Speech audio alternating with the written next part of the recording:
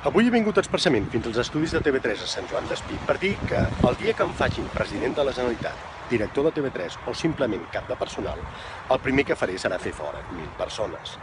No riguin, en aquest país ja pot passar de tot, és el que passa en països políticament inestables. Al capdavall aquí un altre periodista ha estat elegit president de la Generalitat, una activista social ha arribat a alcaldessa de Barcelona i una professora de català a presidenta del Parlament.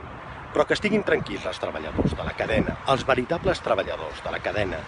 No començarem per la base, sinó pels de dalt, per les estrelles, tots aquells que han posat la seva imatge pública al servei del poder i des de fa molt de temps.